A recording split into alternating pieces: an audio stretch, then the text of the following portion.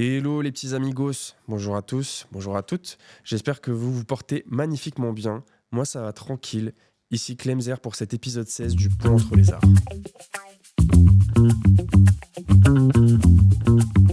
Aujourd'hui, je reçois Omar El Aissaoui, dit Omar El Mucho, artiste aux multiples casquettes puisqu'il est stand-upper, que ce soit en solo ou en duo avec son binôme Aziz, mais également speaker, comédien et acteur.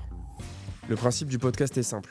J'invite des artistes pour parler d'un art qui n'est pas celui qu'ils pratiquent principalement. Comme le veut le concept, dans cet épisode, on ne parle pas de stand-up, mais de cinéma et son rapport à celui-ci. Bonne écoute!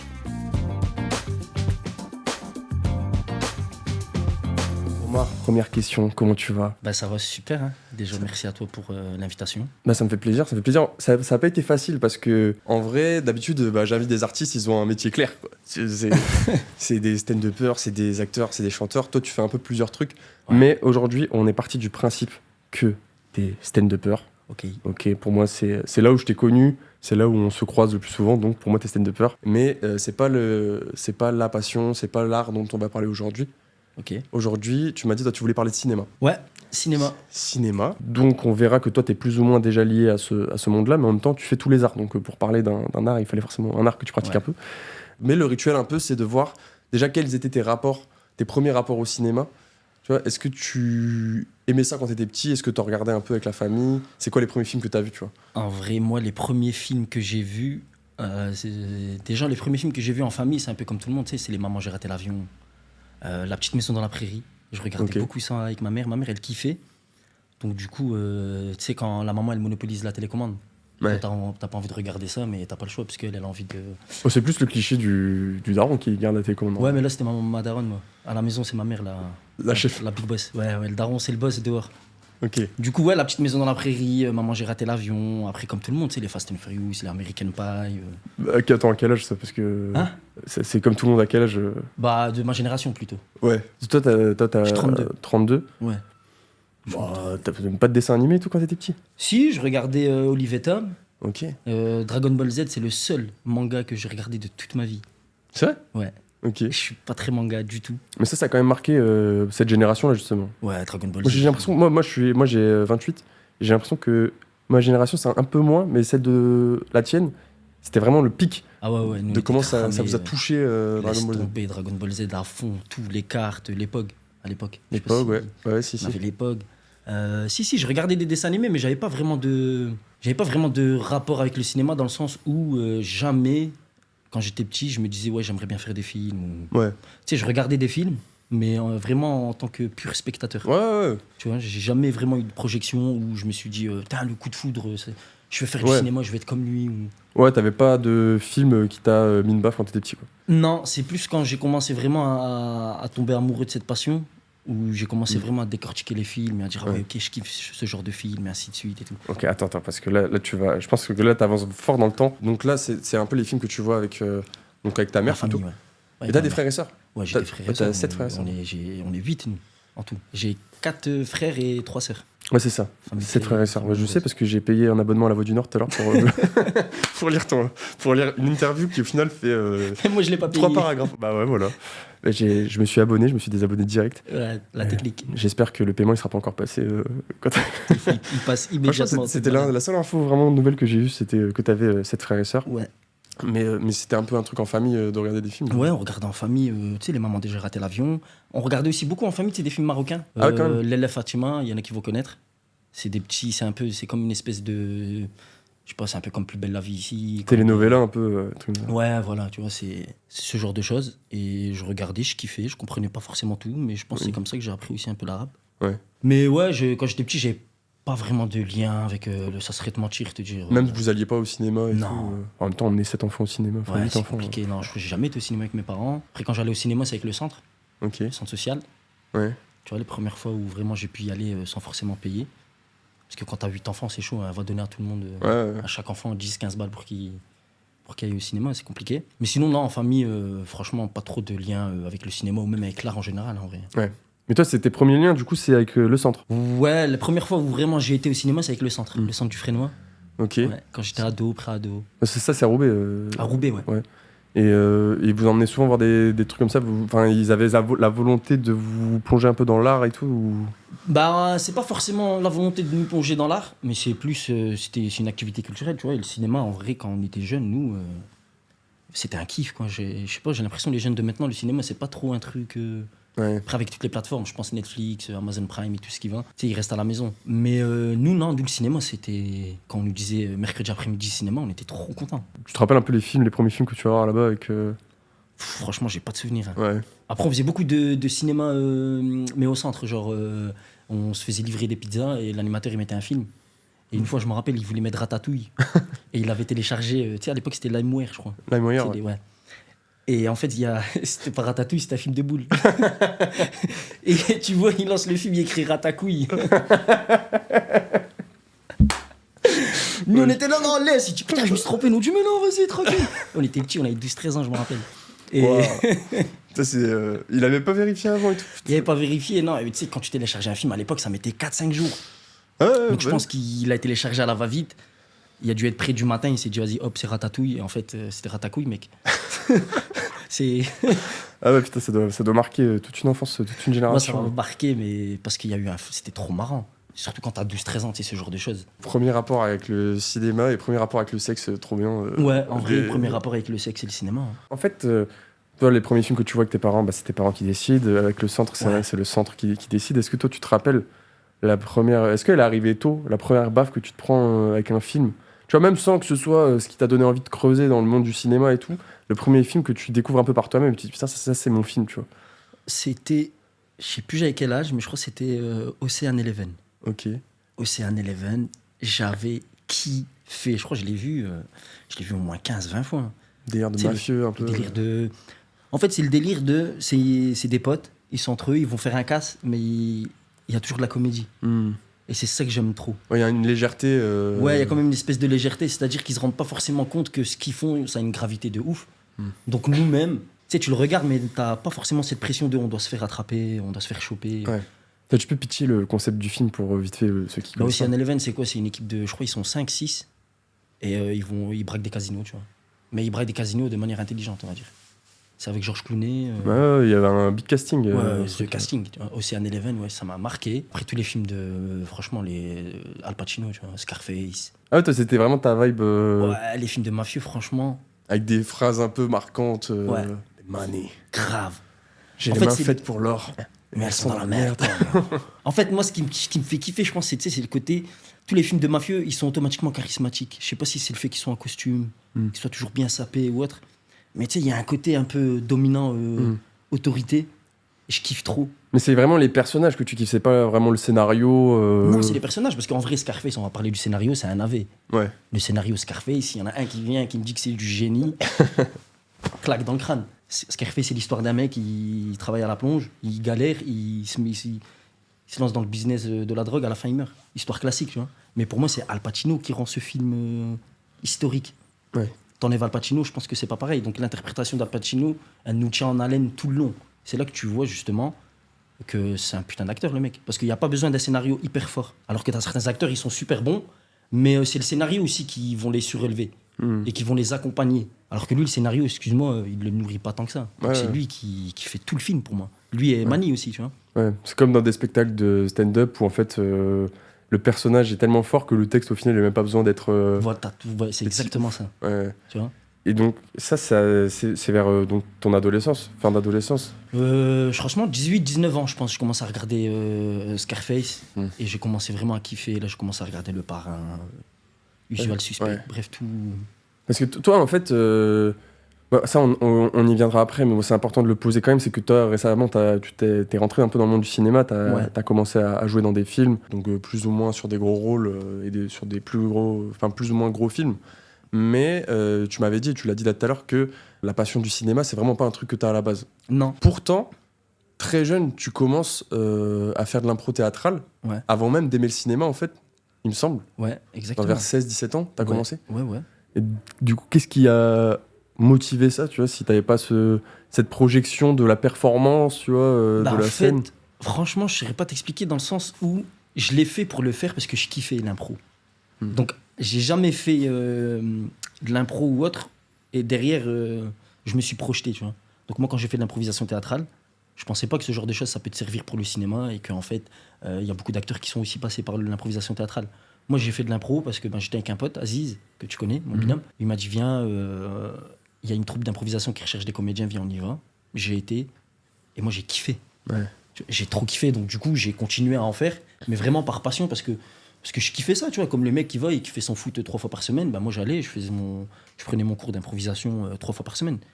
Mais jamais dans ma tête, en fait, je me projetais, je me disais, je vais faire du cinéma. Ouais. Mais tu faisais quand même des spectacles. Ouais, on faisait des spectacles d'impro, ouais. Mais pareil, tu vois, c'était vraiment que pour le kiff. Ouais. T'avais pas, même plus le côté compète un peu. Ouais, le côté compète, j'aimais bien. Tu sais, le côté compète de l'impro, ça me rappelait un peu le football, tu sais, où t'es une équipe, tu joues contre une autre équipe, on doit s'affronter. Mais en même temps, j'ai aussi besoin de toi si je veux être bon. Parce que c'est un partage. On partage la scène à deux. Nous deux, on est censé raconter une histoire et avancer dans le temps, dans l'histoire. Donc, j'ai besoin de toi, mais en même temps, je suis contre toi. Ouais. Et c'est ce que t'es là, en fait, qui me faisait kiffer. C'est une concurrence, mais pas malsaine. Ouais. Mais dès le début, toi, tu trouves direct ton binôme avec Aziz ou au début, tu fais un peu avec d'autres personnes Non, c'est le binôme que j'ai fait, moi, c'est avec Aziz. Hein. Ah ouais. Ouais, on fait de l'impro avec Aziz. On fait l'improvisation théâtrale. Ensuite, on est sélectionné par le prof pour faire un concours d'impro à Paris. C'est un concours national, c'était en 2016. Okay. Et c'était dans le cadre de l'Euro. Ok, ouais. La Coupe d'Europe qui était organisée en France. Ça s'appelait l'Euro de l'impro. Donc, du coup, il y avait 10 villes, il y avait Marseille, Paris, Bordeaux, Lyon, enfin, je sais plus. Et nous, on représentait Lille. Donc, il y avait 6 comédiens de Lille, dont Aziz et moi. Okay. Et en fait, de là, on est parti, on a participé au concours. Moi, j'ai kiffé. J'ai obtenu des étoiles de meilleur improvisateur. Et après, de là, avec Aziz, tu sais, avec les éloges des profs, ça te met en confiance, en fait, quand c'est des gens du milieu qui te disent du bien de ce que tu fais, tu vois. Et nous, on s'est dit, vas-y, viens, on monte sur scène, pourquoi pas, tu vois. On essaye. Aziz m'a dit, ouais, vas-y, pourquoi pas. Parce que le fait d'être validé par des pros, ça te disait, ouais, y a pas de raison. Ouais, je me disais, en vrai, vas-y, ce qu'on fait, en fait, c'est bien, peut-être. Mais à ce moment-là, toi, l'impro que tu fais, c'est déjà très centré sur l'humour. Ouais. Que de l'humour, à ce moment-là. Que de l'humour. Que de l'humour, centré que sur ça. Pas du tout de dimension dramatique à ce moment-là. Ah, vraiment pas du tout. Ouais. J'étais vraiment... que des blagues, vanne sur vanne. D'où le truc naturel de se dire, on va monter sur scène, faire un spectacle. Quoi. On s'est dit, vas-y, viens, on monte sur scène, on fait du stand-up. En fait, les gens, ils rigolent, peut-être qu'on va réussir. Parce que là, aujourd'hui, on va dire que c'est quand même le plus gros projet que tu as eu. Ton projet à toi, en tout cas, le plus gros. Le projet à moi personnel, oui, c'est ça. En vrai, c'est Parce que vous avez vraiment été jusqu'au bout là, du spectacle. Vous avez créé un spectacle, vous l'avez joué à Lille, à Paris. Ouais, en vrai, c'est ça le plus gros projet vraiment personnel que nous, on a créé. Ouais, c'est ça, c'est le spectacle que j'ai fait avec Aziz. Parce que ça fait combien de temps en tout vous avez commencé en quelle année à monter sur scène ? On a commencé en 2018. On a commencé à monter sur scène. Et ça fait maintenant 18, 19, 20, 21, 22, 23, 5, 6 ans, sachant qu'il y a eu 1 an et demi d'arrêt. Ouais. On va dire 5 ans avec Aziz, 5 ans.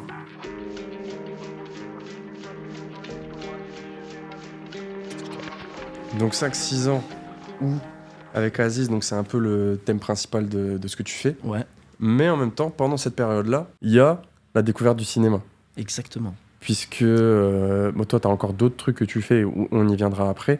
Mais c'est vers 2018, il me semble, que tu as le déclic et que tu tombes vraiment amoureux du cinéma. Ouais, c'est ça. En fait, 2018, fin 2017, je pense, j'ai un pote qui me parle d'une école sur Paris qui s'appelle l'école Miroir.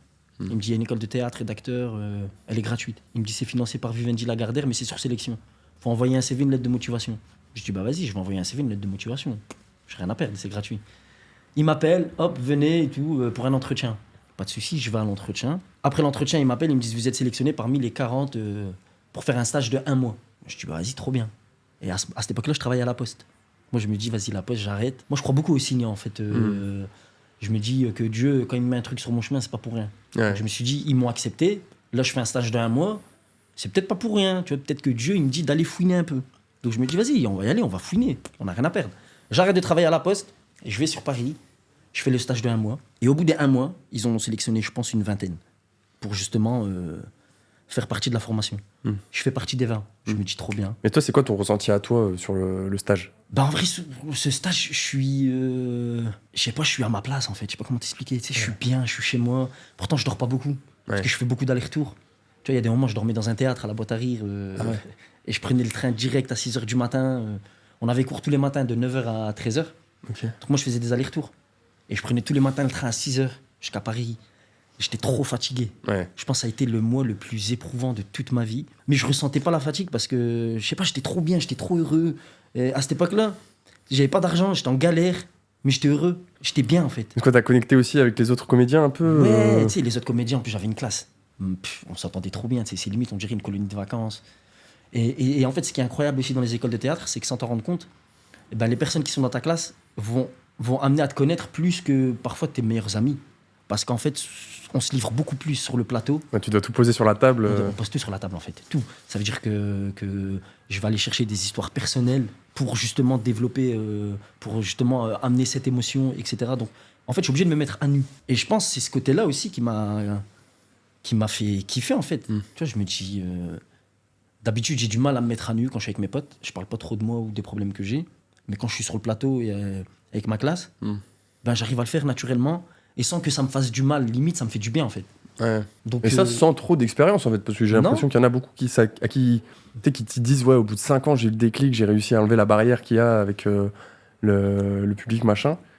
Et toi, ça a été rapide. Ça a été rapide, mais comme je t'ai dit, en fait, il n'y a pas eu de calcul. En fait, ça s'est fait naturellement. Dans ma tête, je me suis pas dit, bon, il faut que je me débloque, il faut... En fait, non, je sais pas, ça a été spontané. Et c'est instinctif, en fait. C'est comme si je me disais, j'ai besoin de le faire. Donc, je le fais. Ouais, c'est marrant, parce que je pense qu'il y a beaucoup de personnes qui découvrent l'amour du cinéma à travers des films, qui voient. Et toi, c'est en pratiquant Moi, c'est en pratiquant, ouais. que tu as découvert l'amour du cinéma, quoi. Ouais, exactement. Ouais, c'est en pratiquant, c'est le fait de jouer. Et après, en parallèle de l'école Miroir, j'étais à 1000 Visages, une association. C'est de Roubaix? C'est à Paris. À Paris aussi. L'association à Paris, ouais. Pareil, là-bas aussi, c'était incroyable. Attends, mais tu faisais d'autres trucs que le stage en même temps À côté, ouais, je prenais aussi des cours à 1000 Visages. Ah à ouais. côté, ouais. Toi, t'avais pas assez de fatigue dans ton corps En fait, c'est ça que je te disais. À cette époque-là, tu sais, j'étais comme un savant fou. Grosse barbe, grosse touche, je prenais pas soin de moi. Tu sais, mais j'étais amoureux, en fait. T'as vu, quand t'es amoureux d'un... Je sais pas, t'es amoureux, tu penses qu'à ça. Et ben là, je pensais qu'à ça. Ça veut dire la seule chose que je voulais quand je me réveillais le matin, c'était jouer, faire des impros, apprendre des textes, savoir comment apprendre des textes, comment interpréter un scénario. Je voulais en savoir tout le temps plus. Mais est-ce que là, c'est pas la première fois que tu commences à faire de la scène de manière plus dramatique aussi? Si, c'est la première fois, justement, que je commence à aller vers ce terrain-là. Et ça me plaît de fou. Ouais. En fait, ça me plaît, je pense, encore plus, parce que déjà, avant, je pensais pas que j'aurais été capable ou vas-y, on peut. Tu sais, quand tu viens de l'humour, Ouais, bah oui. t'es là, tu fais que des blagues.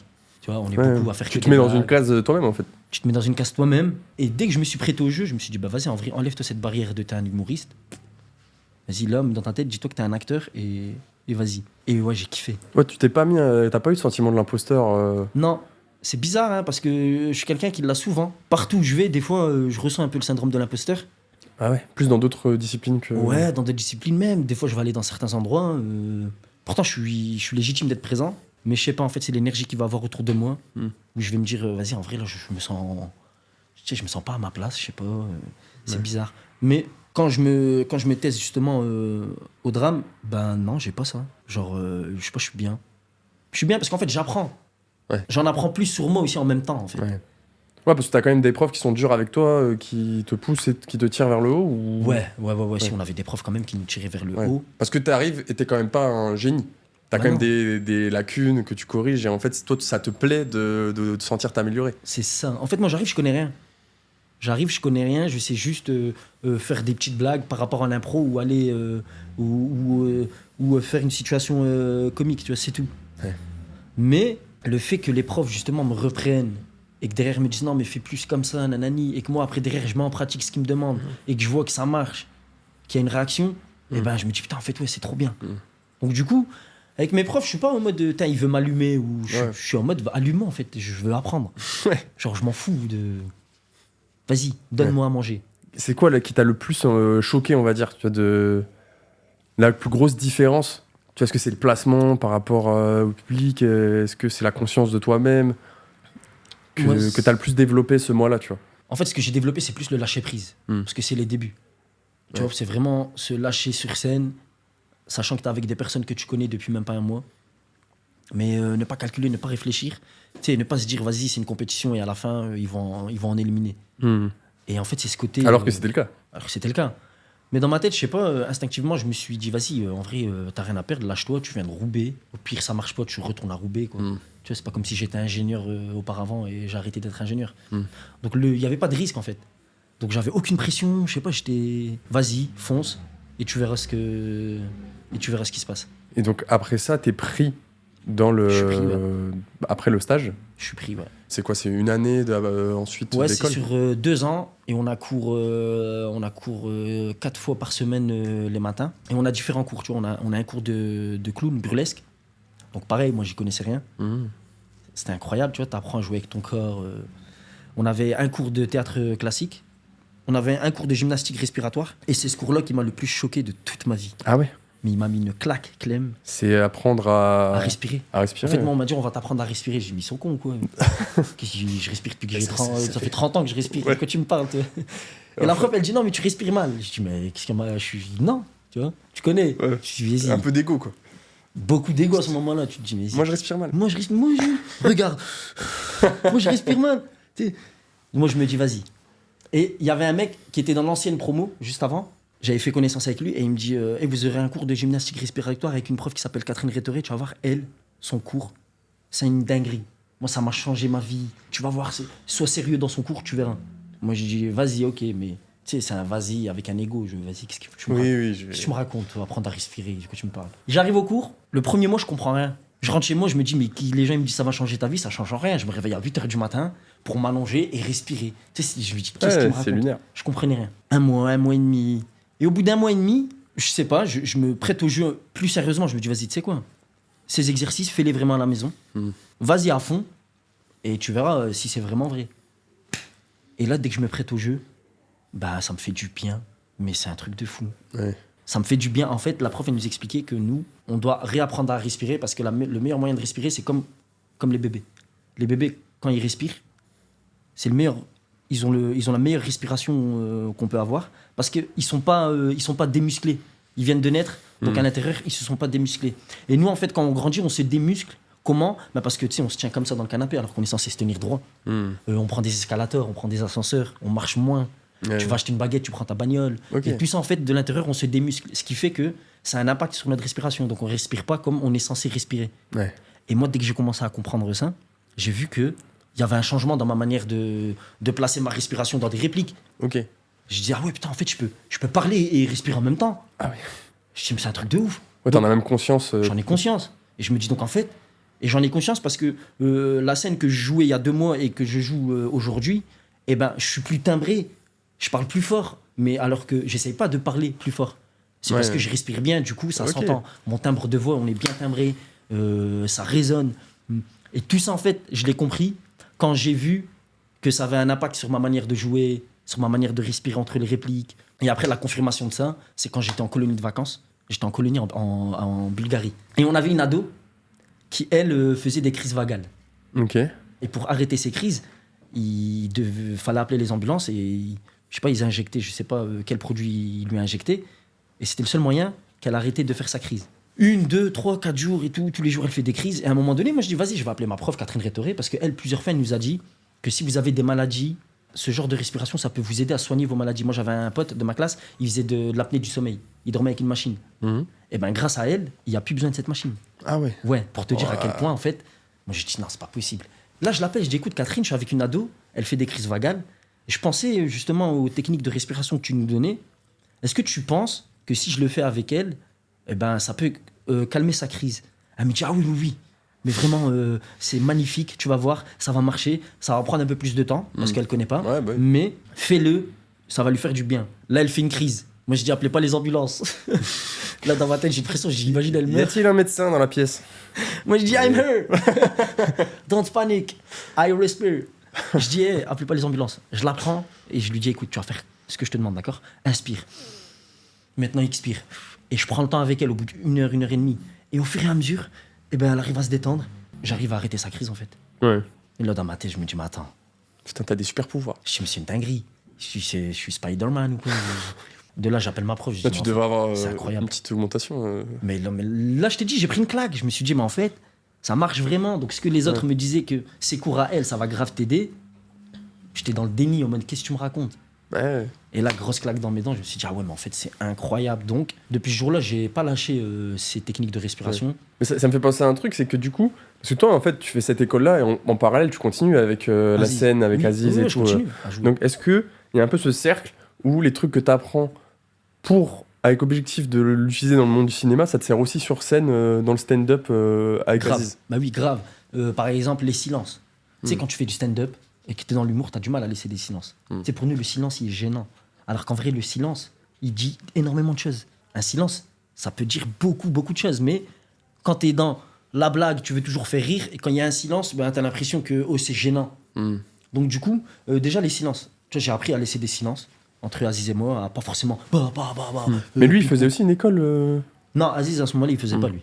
Ok. Donc toi, tu transmettais un peu. Ouais, je transmettais en vrai. Moi, ce que j'apprenais, ben, je le transmettais et je le mettais au sein aussi de notre spectacle. Ouais, ça créait pas le déséquilibre. Non, pas du tout. Parce que Ouais. Aziz, c'est quelqu'un qui est très. Ben, il comprend vite les choses. Donc, moi, quand je lui dis, tiens, ça serait bien qu'on laisse un silence là, tout de suite, lui, il capte le Ouais. pourquoi. Ah, ok, vas-y. Ouais. Tu vois, il a toujours été plus avancé que moi, lui, justement. Ouais. Comme ça, c'est toi qui paye l'école et c'est lui qui Exactement. prend les enseignements. C'est trop bien. C'est un malin. Non, mais ouais, après, tu vois, cette école, elle a duré 1 an et demi. C'est pas là que j'ai vraiment appris, que j'ai vraiment tout appris, mais c'est plus là où je tombais amoureux et je me suis dit, tu sais quoi, vas-y à fond. Ouais, parce que c'est ce que tu disais en fait. Est-ce que c'est à partir de là aussi que toi, ça change ta manière de consommer le cinéma? Ouais. Déjà à partir de là, genre tu regardes plus de films, tu les regardes différemment. Je regarde plus de films, je fais attention à comment les acteurs y jouent, à comment ils vont marcher, à tous ces petits détails que je faisais pas attention avant. Ouais. Genre, est-ce qu'il y a un type de film qui te matrixe un peu à ce moment-là À ce moment-là, je crois qu'il y a Will Hunting. Will Hunting, ok. Will Hunting, il me matrix. Will Hunting, donc c'est un jeune. C'est Robin Williams, un jeune. C'est Matt Damon, non? Ouais, Matt Damon avec Robin Ouais. Williams. Ah oui.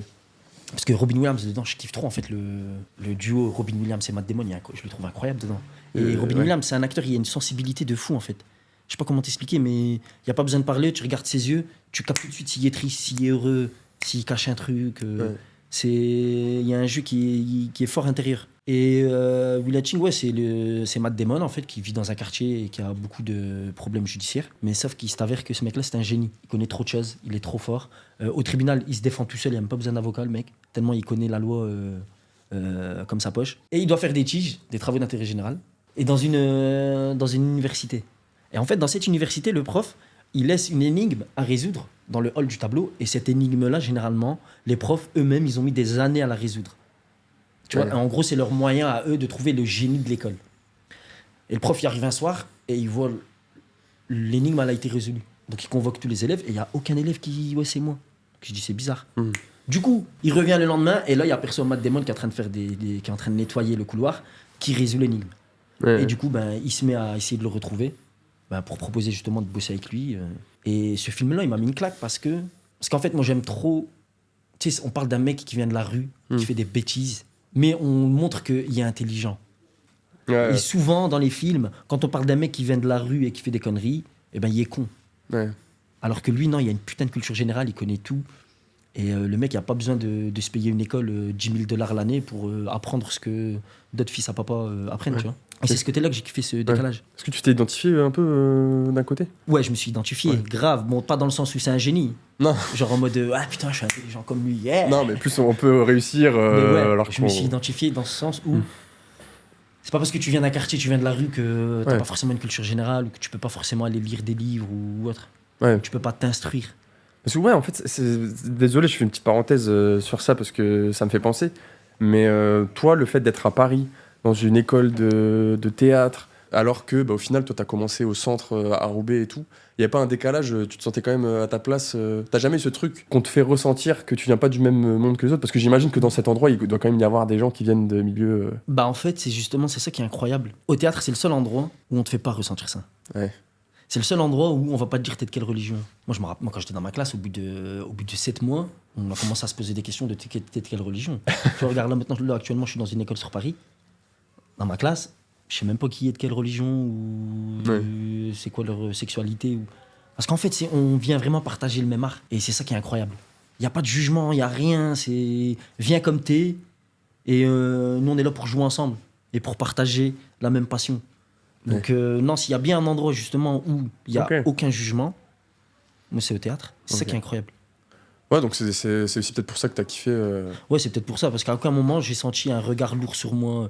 Tu sais, parfois, par exemple, quand j'étais à la fac, à l'école, on te fait comprendre que tu viens d'un quartier. Ouais, bah oui. Toutes ces choses-là, etc. Au théâtre, jamais. Et c'est limite, même si tu viens d'un quartier, on va t'en parler, mais pas de manière négative. Ouais. Et c'est ça qui m'a beaucoup plu, moi. Et je pense que c'est pour ça aussi que je me suis dit, en fait, je suis à ma place, je suis bien ici. T'as moins ce sentiment de devoir faire 2 fois plus Non, pas que du les tout. autres. Non, rien. Trop bien. C'est ça qui est... Je pense que c'est pour ça, justement, que je tombe amoureux. Et je me suis dit, vas-y, en fait, ma place, elle est là. Tu vas à fond, il n'y a pas de calcul. Ouais. Et si tu réussis, c'est parce que t'as charbonné et t'as bossé, tu vois, et pas parce que tu t'appelles Pierre-Paul Jacques ou... Genre, il n'y a pas vraiment de génie dans le théâtre, il n'y a que des bosseurs. Bah ouais, parce que franchement, en vrai, admettons, moi, demain, je te pistonne. Mais si t'es nul, t'es nul. Ouais. Enfin, je te pistonne, je te mets dans un film. Mais si tu sais pas jouer, le réal, il va dire, ouais, mais c'est bien, tu m'as ramené un pote. Mais là, il est en train de niquer mon film, ton collègue. Ouais.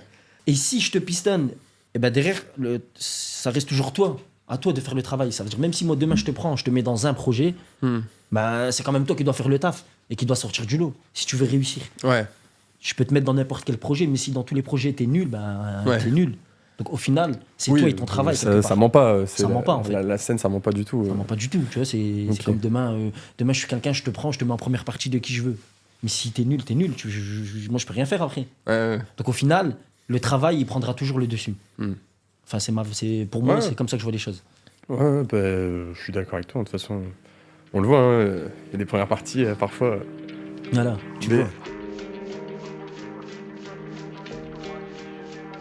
Mais attends, parce que j'avais ouvert la parenthèse, mais donc en gros, on parlait de Will Hunting, donc ça c'est un film qui t'influence, et tu disais au tout début là, que tu commences à décortiquer les films, donc ça veut dire quoi? Ça veut dire que tu la regardes plusieurs fois, t'arrêtes, tu remets les scènes Ouais, des fois je fais pause, et genre, je vois une scène que je kiffe, je fais pause et je remets en arrière.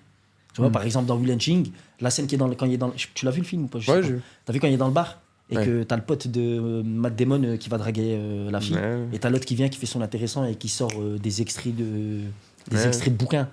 Et là, t'as Matt Damon qui vient et qui le remet à sa place. Et cette scène-là, dès que je l'ai vue, tac, en arrière, je dis attends, elle est incroyable cette scène, je vais la revoir. Parce que le monologue qu'il enchaîne, la difficulté du monologue et tout, c'est ça qui t'a... En fait, ouais, c'est le monologue qui enchaîne, je sais pas, c'est trop fluide. Mais en même temps, c'est tellement plaisant de voir un mec qui vient d'un quartier remettre à sa place un petit-fils de bourgeois et qui pense qu'il connaît tout juste parce que lui, il est à Harvard. Et que l'autre, ben, il peut pas se payer Harvard. Cette scène-là, elle m'a marqué. Et du coup, je pense que je me reconnais un peu quelque part. Dans le sens où je me dis, putain, j'aurais trop aimé être lui, moi. Ce mec de quartier qui remet en place le petit-fils de bourgeois en face. Et il le remet en place sans haine, sans violence, en fait. C'est ça qui me fait kiffer. C'est juste parce qu'il parle correctement et qu'il est hyper bien instruit. Ça modèle un peu de... Ouais. Je me dis, putain, le mec, il parle trop bien et il l'a remis à sa place et il n'y a pas eu besoin de lui dire, hey, je vais venir, je vais t'enculer. C'est kiffant. Ouais, au final, c'est limite, ça apporte un meilleur message que certains films français, tu vois. Grave. Qui sont portés par les clichés. Ouais, après, ouais, t'as beaucoup de films français qui sont portés par les clichés, mais après, tu sais, franchement, le cinéma français, moi, j'aime beaucoup. Moi, j'ai remarqué, en France, on a toujours tendance à cracher sur les produits français. La musique française, le cinéma français. Bah, c'est sur le mainstream, parfois. Tu vois, je sais pas, on a un fantasme des Américains. Mais moi, plein de fois, j'entends ouais, mais les Américains, c'est au-dessus. Ouais. Oui, les Américains, ce qu'ils font, c'est fort. Mais il faut reconnaître qu'en France, il y a aussi des choses qui se font où c'est super fort. Le cinéma français, il y a certains films français, qu'on le veuille ou non. Toi, à cette époque de décortiquage, de ton entrée dans l'analyse du cinéma, il y a des films français que tu te prends un peu? Bah, à cette époque, non, pas trop. Bon, après, il y a des films français à cette époque qui m'ont marqué. Mais c'est beaucoup des films comiques, tu sais, comme La Vérité si je mens, sur ma vie, la tata, il m'a... Ce film m'a mis une gifle. Ouais, logique. J'ai trop kiffé. Tu sais, les films français, quand j'étais jeune, Il était une fois dans l'Oued. Ouais, plus ces trucs à l'ancienne, du coup. Plus les trucs à l'ancienne, La haine, Ma cité va craquer, Rail.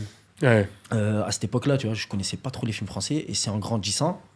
Ouais, mais t'as quand même des références. Tu vois, en grandissant, je commençais vraiment, par exemple, à regarder le film Tais-toi. C'est avec Gérard Depardieu et Jean Reno. Ok. Tu sais, plein de films. Tu sais, je commence à découvrir Jean-Pierre Bacry. Je commence à revoir des classiques du cinéma. Tu sais, je me suis retapé Les Sudoués. Ouais, t'es parti rechercher quand même. Rechercher un peu, tu vois. Mais c'est comment tu les retrouves, ça? C'est parce que on t'a parlé de ça et du coup tu te fais une liste ou... Non, en vrai, parce que de moi-même, je me dis, je pense que j'ai besoin, en fait, si je veux mettre un pied dans le cinéma français, j'ai besoin un peu de regarder aussi, de voir ce qui se faisait avant, ce qui se fait maintenant. En vrai, vas-y, regarde, tu vois. Et j'entendais parler des films, les Sudoués, etc. J'ai jamais vraiment regardé. Le film Tais-toi, j'en ai beaucoup entendu parler. J'ai jamais vraiment regardé. Et dès là, je me dis, vas-y. Et à ce moment aussi, je m'intéresse aussi un peu au théâtre. Tu vois, je commence à regarder les pièces de Feydeau. Ah ouais? Ouais. Même, et t'y vas au théâtre À ce moment-là, j'y vais pas vraiment, mais je regarde plus chez moi. Je commence à regarder des pièces de Feydeau, du théâtre de boulevard, tu vois. Je commence un peu à regarder et je kiffe. Je me dis, putain, mais en fait, ça déglingue le théâtre. Ouais. En fait, je pense que ce qui me fascine, c'est le côté, tu sais, c'est l'élocution, tu sais, comment il s'exprime trop bien. Il s'amuse avec la langue de Molière, avec les Alexandrins, etc. Je commence à découvrir tout ça, en fait. Ouais. Même dans la manière de parler, même plus que le jeu. Ouais, tu vois, c'est dans la manière de parler, dans la manière dont, tu sais, les ruptures, comment ils vont rallonger les phrases, ou comment ils vont les raccourcir. Je me dis, putain, c'est trop bien, j'avais jamais entendu parler quelqu'un comme ça autour de moi. Et en fait, moi, je découvrais, parce que quand j'étais petit, on m'a jamais ramené au théâtre. On m'a jamais dit fais du théâtre. Ouais. Moi, autour de moi, j'avais personne qui faisait ça. Ouais, c'est pas une option envisageable. Pas du tout. C'est même impossible. C'était soit le foot, soit le rap à cette époque. Ouais. Il n'y avait pas de le théâtre. Donc, je pense que quelque part, à ce moment-là, je suis en mode vas-y, je rattrape un peu ma jeunesse perdue, en fait. Tu vois, peut-être ce que j'aurais dû apprendre à 12, 13, 14 ans, je l'apprends à 23, 24 et je kiffe, en fait. Et donc, parce que c'est vrai qu'on parle beaucoup de jeux et tout, mais toi, je pense, t'as un vrai amour des mots. Puisque quand on tape ton nom sur Internet, un des premiers trucs qu'on trouve, c'est que t'as gagné un concours de rap. Donc, ça, c'était quand? Ça, c'est à quelle époque, ce truc-là? Est-ce que tu peux le... Ah, je suis mort. Ouais, j'ai gagné un concours de rap. Ah oui. Ah, t'es fort, Clem. J'ai fait mes recherches. J'ai gagné un... Waouh, c'est une dinguerie. Je suis pas rappeur, j'ai jamais fait de rap, mais j'ai toujours eu un amour pour le rap dans le sens où, moi, depuis plus petit, j'écoute du rap. Et quand j'étais petit, en fait, au centre, quand j'étais pré-ado, on avait un groupe dans notre quartier qui s'appelait Asba Prod à cette époque. Et eux, ils enregistraient dans notre centre, à nous. Donc ça veut dire, nous, quand on jouait au billard, eh ben, on jouait, mais on écoutait leur son à eux. Donc du coup, j'ai toujours vu des gens rapper, enregistrer. Donc j'ai toujours kiffé le rap et j'ai toujours écouté des sons. Et des rappeurs pas connus. Ça veut dire, moi, je regardais pas les vues. Ça veut dire, j'écoutais des rappeurs qui n'étaient pas connus, mais j'aimais bien, donc je streamais. Oui, la technique. Ouais, la technique, le flow. Moi, j'aimais beaucoup la plume. Tu vois, les textes et tout. Et du coup, en tant que passionné de rap, chaque événement de rap qu'il y a dans le Nord, j'y vais. Et il y a un événement qui s'appelle le End of the Week. C'est un événement de rap, c'est un concours de rap en totale improvisation. C'est des battles. En fait, c'est des épreuves. Il y a 5 épreuves. Et en gros, ils viennent à Lille, je sais plus, c'était en 2017, je crois, 2017, 2018. Je sais plus, 2018, peut-être 2017. Et je vais avec Sanaï, que tu connais, un pote à moi. On y va et tout, moi je vais pour regarder, je kiffe. Je suis dans le public et tout, je regarde et tout. Et en fait, comment ça se passe? Je crois qu'il devait avoir 30 ou 40 inscrits. Et en fait, comment ça se passe? C'est les 40, ils passent chacun leur tour et ils font un couplet. Et à la fin, les jurys, ils en sélectionnent 4. Et les 4, ensuite, ils se départagent avec les 5 épreuves différentes. Donc moi, je regarde, le premier, il passe, le deuxième, je regarde, ok. Et le mec, il vient et dit, prochain, Omar El Mucho. Hein? Moi, je suis là, tac, je fais... Je dis, mais attends, mais c'est moi, ça, Omar El Mucho. Sana, il me dit, ouais. Je dis, mais comment ça, ouais? Je dis, mais il s'est trompé. Il me dit, non, c'est moi, je t'ai inscrit. Je dis, mais comment ça, tu m'as inscrit? Je suis pas rappeur, t'es con, quoi. Il me dit, non, mais vas-y, à chaque fois que t'es avec nous, t'aimes bien improviser. Je me dis, en vrai, je suis sûr que t'es capable. Il me dit ça. Et t'as eu les moi, j'aimais bien compronesses de... Mais en fait, moi, à ce moment-là, je faisais du stand-up. Moi, je vois un micro, une scène, un public.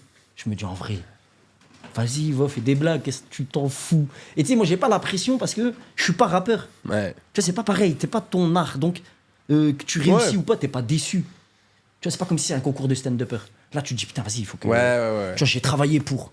Là, j'ai pas travaillé pour, donc est-ce que j'en ai rien à foutre? Moi, je me dis... Là, tu peux juste gagner contre des gens qui font ça de leur vie, quoi. Ouais, donc moi, de là, je me dis, bah, vas-y, en vrai, j'y vais. Ouais, je suis là. Je monte sur scène, j'enlève ma veste, bref, je fais mon truc. Je pars en impro, je fais de la merde. Hein. J'improvise. Tu te rappelles au moins une phase que t'as fait ce jour-là? Ah, franchement, non. Je pense pas. Non, je pense pas. Mais à ce moment-là, en fait, moi, je fais les présélections. Ouais. Et parmi les 4 jurys, il y a un jury que moi, je connais. C'est un mec du Nord, il s'appelle Slimane. Lui, il vient me voir et Et il me dit, écoute, on en a sélectionné 5, normalement on en prend 4. Moi, je leur ai dit que toi, je te connaissais, que tu étais un mec qui faisait de l'humour. Je leur ai dit, lui, venez, on le sélectionne, mais on le compte pas. On le calcule pas, lui, en fait. Juste, il va égayer la soirée. Ok. Moi, je lui dis, mais ça, c'est parfait. Là, tu m'as enlevé toute la pression. Ouais. Mais ça, c'est magnifique. Donc, ce soir, je vais kiffer sur scène.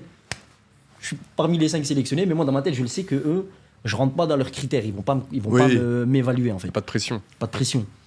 Première épreuve, tu viens, tu fais juste un couplet. Moi, j'arrive, hop, je fais en impro. Deuxième épreuve, c'est a cappella. Donc, il n'y a pas d'instru. Je vois le premier, il passe. Yeah, la lumière de ma lampadaire, ok, dans le ciel. C'est des textes de ouf. Moi, je regarde ça, Nayono, je dis, je fais quoi? Il me dit, improvise. Je dis, mais non, mais tu sais, quand il y a l'instru, tu peux faire des mimiques, des ouais, yeah, mais là, il n'y a pas d'instru. Je me dis, qu'est-ce que je vais faire? Là, je me dis, bah écoute, tu fais des blagues. Bah, clash les gens.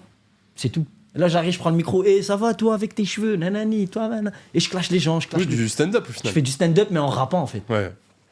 Et le public, ça marche, le public en folie. Moi, je dis, ok. Troisième épreuve, c'est le freestyle bag. En fait, tu as un sac avec 5 objets, tu improvises, et dès que tu sors un objet, tu dois le nommer. Tu dois l'insérer dans ton freestyle. Je le fais, je déchire tout, Clem. Je suis en folie dans ma tête. Dans ma tête, je suis Notorious Big. Je sais pas ce qui se passe. Je suis chaud patate. La folie. Quatrième épreuve, c'est le MC vs le DJ. Donc le DJ, il met une instru, il accélère, il a ralenti, il change d'instru. Okay. Et toi, donc, tu dois changer de flow. Alors que toi, t'as jamais fait ça. J'ai jamais fait ça, moi. Donc tu dois changer de flow. Nanani. Moi, je le fais. Et la dernière épreuve, c'est les 5 qui sont alignés et chacun, il fait 8 mesures. Et tu sais pas, moi, à cette époque-là, je sais pas c'est quoi 8 mesures, 10 mesures. Donc je tourne ma tête, je regarde un mec qui est à côté de moi, je dis, frère, c'est quoi 8 mesures? Lui, il me dit, comment ça, 8 mesures? Tu te fous de ma gueule ou quoi? Je dis, bah non. Il me dit, mais t'es pas rappeur? Je dis, frère, j'ai jamais rappé de ma vie. Il me regarde, il me dit, quoi? Je suis pas rappeur, moi, je suis humoriste. Il me dit, bah vas-y, 8 mesures, je vais te mettre un coup de coude. Okay. Pour te dire que c'est bon, faut que t'arrêtes. T'es fou, là, ma mère, il a passé tout de l'impro comme ça. Je faisais grapper, je m'arrêtais pas. Moi, je voyais une réaction du public, tu sais, c'est comme dans l'humour. Oui, bah oui, ça rigole, je t'arrête pas. Ça rigole, mais j'en suis. Et moi, je vois, ils sont chauds, ils rigolent, ils crient. Lui, tous les preuves, comme ça. Et à la fin, le mec, il dit le gagnant, Omar El Mucho va aller à Nantes pour représenter Lille. Putain. Sachant que. C'est une dinguerie. Et moi, après, je vais voir mon pote qui était dans les jurys. Je lui dis, mais je comprends pas, tu m'as dit que je devais pas être évalué. Il me dit, calcule. Tu fais la première épreuve, il se passe rien. Tu fais la deuxième, les jurys me regardent, ils me disaient, ton pote, il est quand même. Il n'y a pas un fossé entre lui et les autres, hein, il est quand même chaud. Il me dit, là, tu as fait la troisième épreuve. Ils me regardent, ils me disent, je suis désolé, mais on est obligé de l'évaluer comme les autres. Il n'y a pas un écart entre nous, on ne peut pas ne pas l'évaluer. Il m'a dit, du coup, ben, c'est comme ça que. Ok. Et du coup, ben, j'ai gagné un concours, alors que de base, j'étais juste là en tant que spectateur. Donc merci, Sanaï. L'anecdote est folle. Mais donc cet amour des mots, tu l'as depuis toujours. Depuis toujours. Et donc, est-ce que c'est le fait de plus regarder du théâtre et décortiquer des films, au final tu disais ça aussi avec la scène de Will Hunting, c'est une scène avec un texte fort qui est délivré aussi, il y a une musicalité dans la manière dont c'est délivré, tu vois. Genre il y a eu un moment où tu as une prise de conscience sur aussi, comme pour la respiration, la manière dont tu délivres un peu le texte. J'ai eu cette prise de conscience, mais en vrai je l'ai eu tard, cette prise de conscience-là, je l'ai eu je crois à 24-25 ans, quand je me suis vraiment rendu compte qu'en fait avec les mots tu peux aller où tu veux. Ouais. Tu sais, on dit le savoir est une arme. Quand t'es petit, qu'est-ce que tu me racontes, le savoir est une arme? Je vais braquer une banque avec un dictionnaire, moi. C'est quoi cette phrase? Elle veut rien dire. Mais en fait, si. Ouais. Et on le voit avec les politiciens. Tu vois, aujourd'hui, si un tel y arrive à être président, c'est parce qu'il manie bien les mots. Ouais. C'est tout. Pas parce qu'il y a un beau programme. On va pas se mentir. Ouais, c'est vrai. Tu vois. Et en fait, moi, depuis plus jeune, je regardais beaucoup. Tu sais, j'étais fan des avocats. Ok. Et il y a un avocat qui s'appelle Karim Achoui, je sais pas si tu connais. Je regardais beaucoup ses interviews parce que j'aimais trop sa manière de parler. Comment il s'exprimait. Et j'ai toujours été fasciné par ça. Par exemple, l'ancien roi du Maroc, Hassan II. Comment il parle. Et en fait, moi, je suis amoureux des gens qui savent bien s'exprimer. Ça me fascine depuis tout petit. Mais je m'en rends pas compte depuis tout petit. Je m'en rends compte quand j'ai 24-25 ans. Je me dis, en fait, c'est normal que j'aime les rappeurs qui écrivent bien, qui parlent bien. Parce qu'en fait, depuis tout petit, j'aime les gens qui manient bien les mots. Ouais. En fait. Mais je me suis rendu compte ça tard.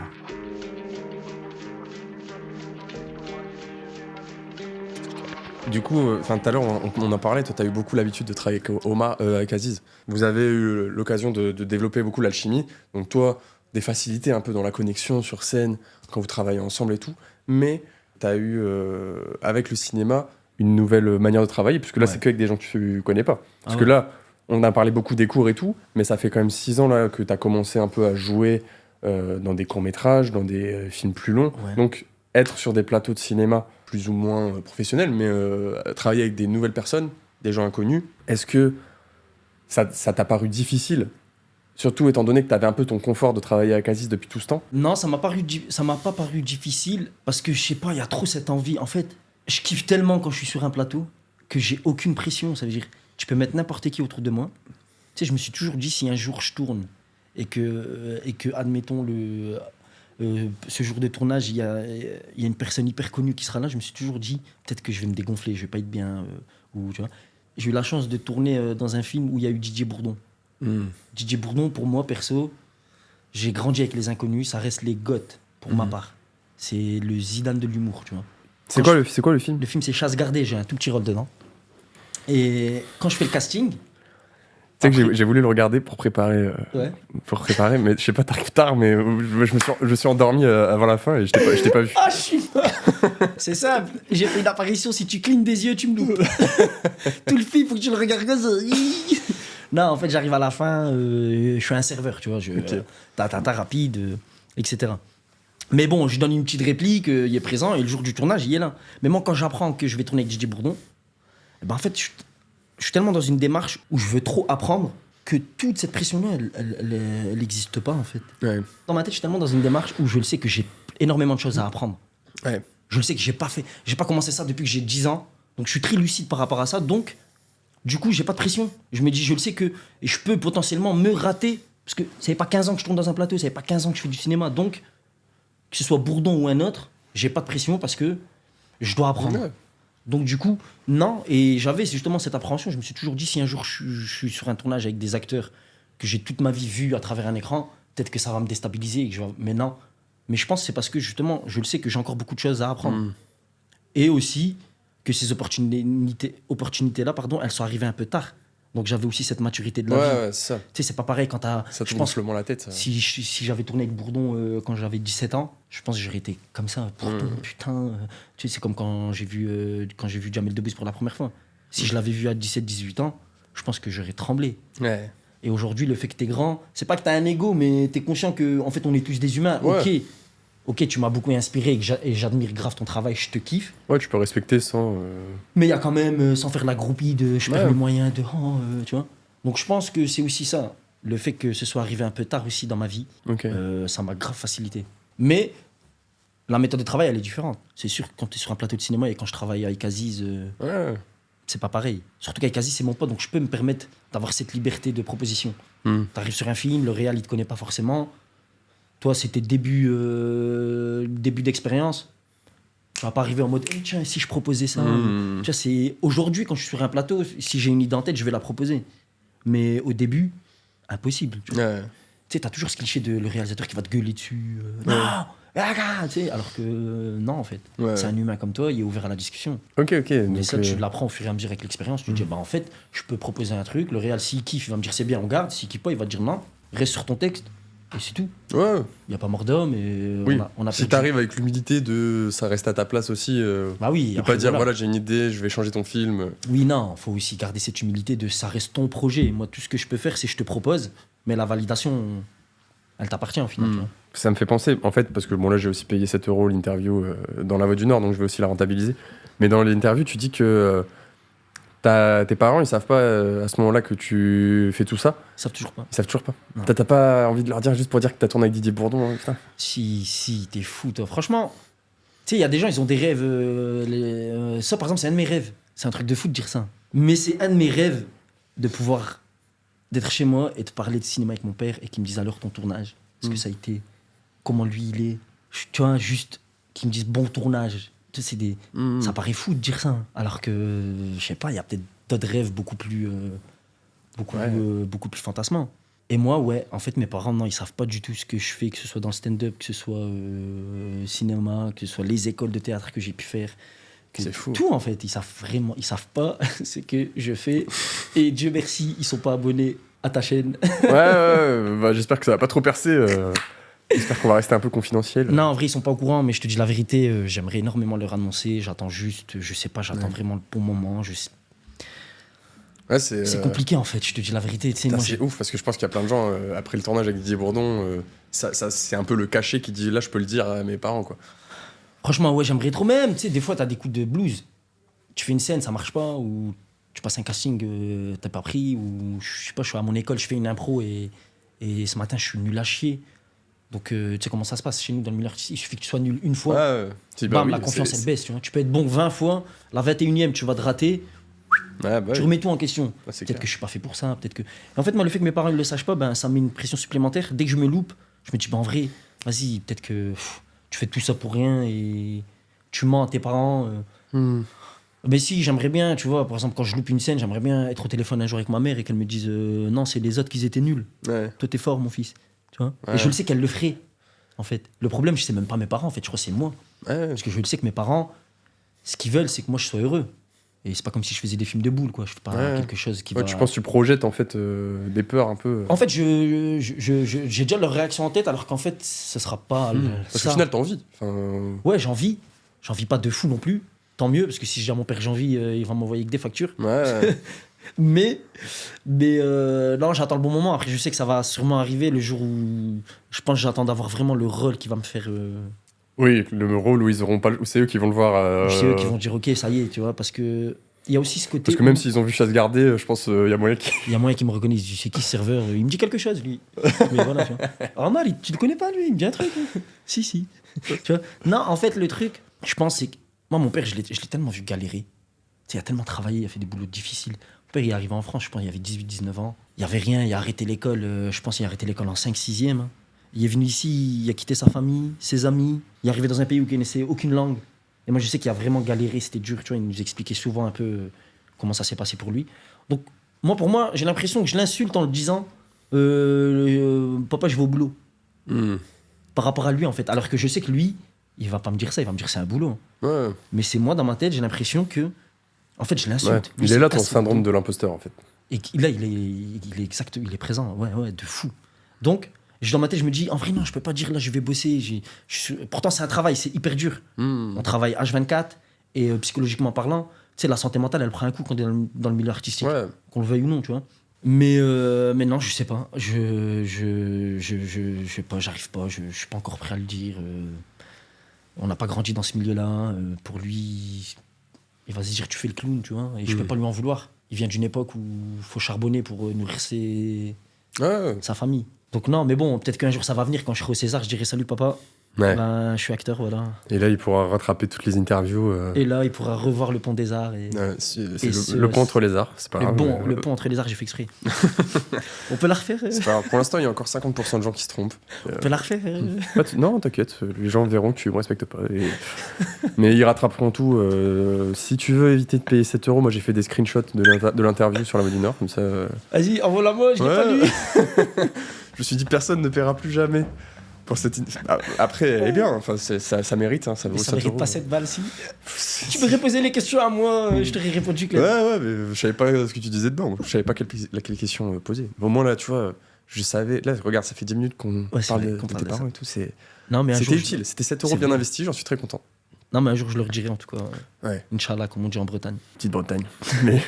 mais là, j'ai une dernière question avant de passer à la conclusion, un peu la dernière question. Sur le pont, en fait, que tu peux faire, c'est que là, toi, tu développes, tu joues de plus en plus dans des rôles. Hein. Ta page IMDb, là, ça se remplit de plus en plus. Un petit peu. Avec des rôles... Bon, après, là, les gros rôles, c'est plus dans les courts-métrages. Ouais, en vrai, j'ai pas vraiment encore eu de gros rôles dans un long-métrage. Mais on te voit. On me voit, j'ai eu un second rôle dans une série où il y a 4 épisodes, j'apparais dans 3 épisodes, voilà. Je me vois à la fin. Puis même, il y a des trucs qu'on connaît, quoi. Il y a HPI. Ouais, il y a HPI qui va sortir. Pareil, j'ai eu un petit rôle, mais bon, c'est toujours bon à prendre, tu vois. Je me développe. Voilà, pour le moment, je prends ce que je peux. Il y a Chasse gardée, tu fais ton expérience à côté de gros acteurs aussi.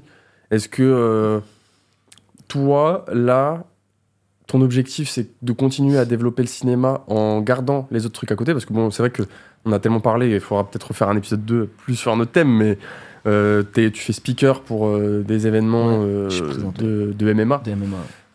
Avec Mindset, et tu avais joué dans d'ailleurs un court-métrage, un dernier hiver, qui était produit par Mindset. Tu fais... du coup, tu avais fait ce truc de rap. Tu fais encore du stand-up avec Aziz notamment, mais tu te lances un peu en solo. Ça t'arrive aussi ça m'arrive aussi de jouer en solo. Ouais, t'as fait des grosses scènes en solo aussi. Donc est-ce que c'est important pour toi de garder tout ça en parallèle de ton développement dans le cinéma, ou tu t'apprêtes quand même à faire ce sacrifice-là quand est-ce que tu as cette conscience un peu de te dire j'ai cette conscience. Que j'arrête Ouais, j'ai cette conscience. En fait, pour le moment, présenter des événements de MMA, ça n'a aucun impact sur le cinéma ou mon travail sur scène. Parce que je présente un événement tous les 2-3 mois, je veux dire, c'est pas toutes les semaines pour le moment où j'ai un événement de MMA à présenter. Mais pour le moment, je suis essentiellement axé sur le cinéma, je développe à fond mon jeu, j'essaie de travailler ma technique énormément. Et le stand-up. C'est les deux choses vraiment sur lesquelles je me concentre. Et après, le premier des deux qui va me donner une grosse opportunité, ben, j'irai dessus à fond, parce que je suis conscient qu'à un moment donné, il va falloir que je fasse un sacrifice. Si je devais choisir un des deux, je te dirais le cinéma. Ok. Je sais pas si tu voulais me poser cette question, mais je te réponds avant. Ok. Mais putain, Aziz qui va regarder le podcast. Non, c'est pas. En vrai, non, je kiffe de ouf le stand-up. Mais je te parle dans le sens où, genre, si je me projette, j'aimerais avoir une grosse carrière dans le cinéma, même si j'aime trop le stand-up et le théâtre. Parce que tu sais, le rapport avec le public, ouais, c'est t'as ce côté où tu peux pas tricher en fait quand t'es sur scène. Là, on triche pas. Là, c'est soit t'es marrant, ou soit tu les fais pleurer. Mais pour ça, tu dois y aller à fond dans l'émotion que toi, tu as envie de transmettre. Au cinéma, on triche quand même, tu vois. Je te mets une petite musique, je fais un petit plan serré sur toi, hop, j'attends au moment où tu as un peu les larmes. Et puis vas-y, en vrai, on peut avoir l'émotion qu'on recherche, on triche. Sur scène, tu triches pas, en fait. Donc, si ça marche pas, tu te manges une claque en live. Donc, ce côté-là, en fait, aussi, il fait que je veux, parce que il y a cette spontanéité-là. Mais il y a aussi le cinéma que je kiffe parce que ça me permet d'avoir la vie de quelqu'un d'autre, mais sans en subir ses conséquences. Okay. Tu sais, par exemple, je peux être un braqueur. Okay, par exemple, t'as beaucoup de gens moi, qui vont dire ouais, mais tu vas jouer le rôle d'un dealer dans un. Ouais, mais moi, ça me fait kiffer, moi. Okay. Ouais, mais t'alimentes les clichés. Mais non, mais moi, quand je le fais, je me dis pas, je suis un arabe qui deal. Moi, je suis un mec, j'ai jamais dealé de ma vie, j'ai jamais fait de prison, jamais fait de garde à vue, jamais fait de conneries. Donc, t'imagines comment c'est hyper jouissif pour moi de pouvoir être un mec et faire des putains de conneries. Et le soir, je rentre chez moi, je dors sur mes deux oreilles. Parce que c'est un faux braquage que j'ai fait. C'est pas de la vraie drogue que j'ai dealé. Donc, j'ai la possibilité, entre guillemets, d'avoir la vie d'un méchant alors que je le suis pas. Et moi, c'est ça qui me fait kiffer dans le cinéma. Oui, après, en fait, c'est pas parce que... Enfin, toi, c'est pas là ta volonté d'alimenter le cliché. Non, pas du le tout. rôle, après, il est là. Après, c'est sûr que si tu fais 15 rôles... Si tu fais 15 rôles, ça dépend du film, ça dépend de quoi le film traite. Tu vois, c'est... Parce que quand tu tournes un film, il faut le gentil et le méchant. Donc si moi je suis le dealer et l'avocat c'est un rebeu, ben il y a où le problème. On n'alimente pas les clichés. On a aussi un rebeu qui est avocat là. Tu comprends? Donc en fait ça dépend le message qu'on a envie de faire passer à travers le film. Mais non, moi ça m'amuse trop justement de jouer quelqu'un que je ne suis pas dans la vraie vie. Ça me fait kiffer de fou. Donc le cinéma. Ok, le cinéma à ta priorité. Après en même temps, je pense que financièrement personne va te... Oui, après franchement c'est même pas l'aspect financier. Dans le sens où... Bon, je pense que le jour où tu l'annonces à tes parents, ils seront plus contents que si tu dis que tu as eu un cachet. Oui, ça c'est sûr. Mais non, le cinéma, c'est... Franchement, ça me fait...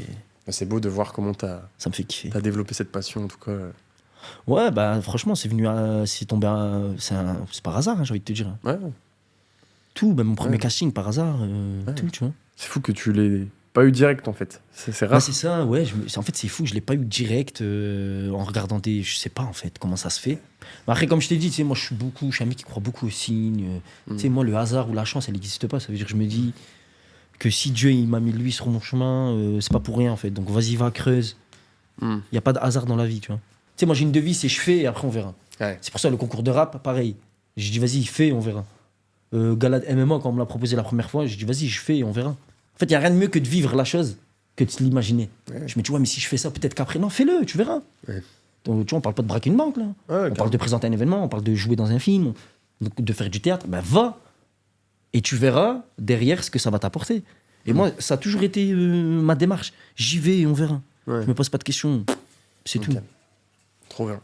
Là, on arrive vers la fin de l'épisode et avant de conclure, on a toujours un petit rituel. C'est de faire un petit top 5.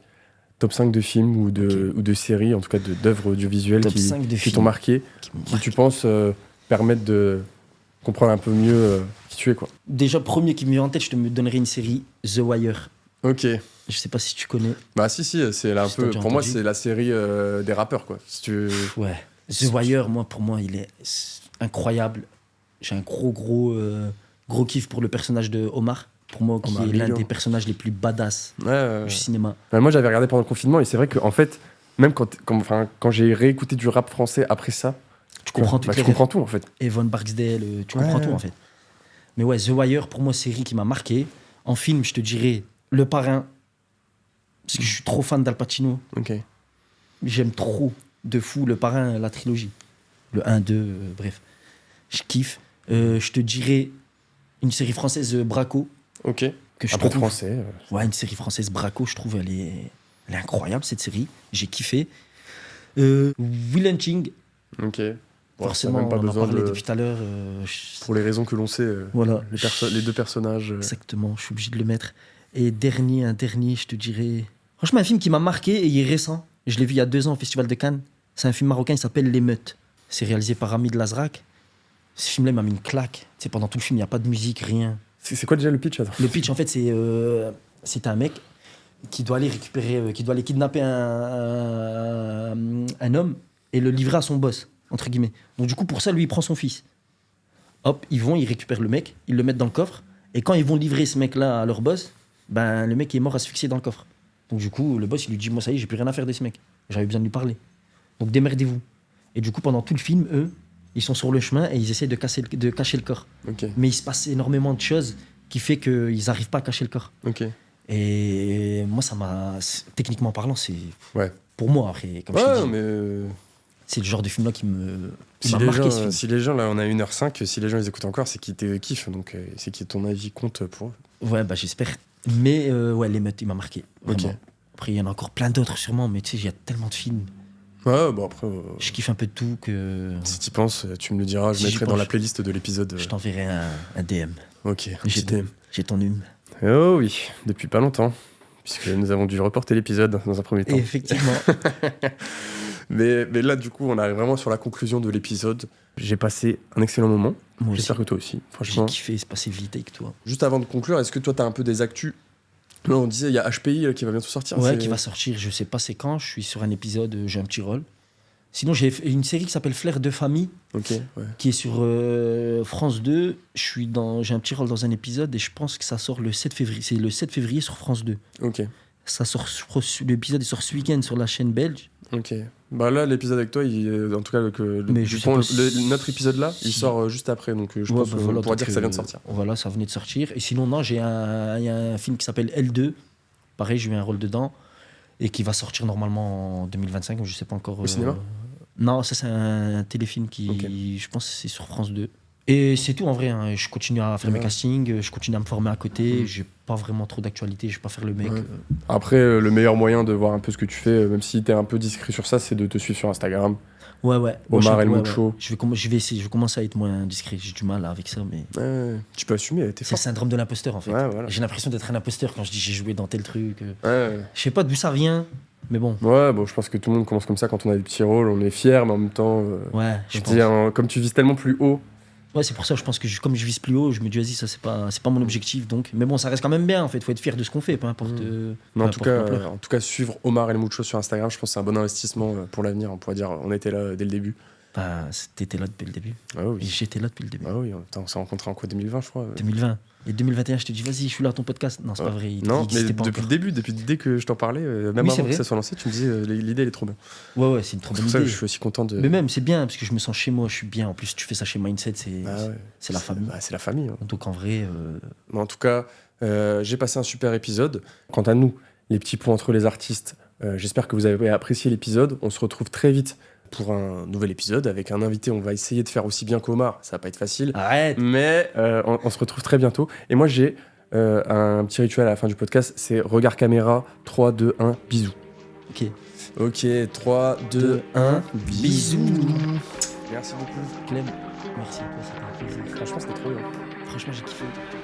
Tout est bien qui commence bien, j'ai des papillons dans l'estomac. J'ai dit je t'aime à des filles que je déteste au max.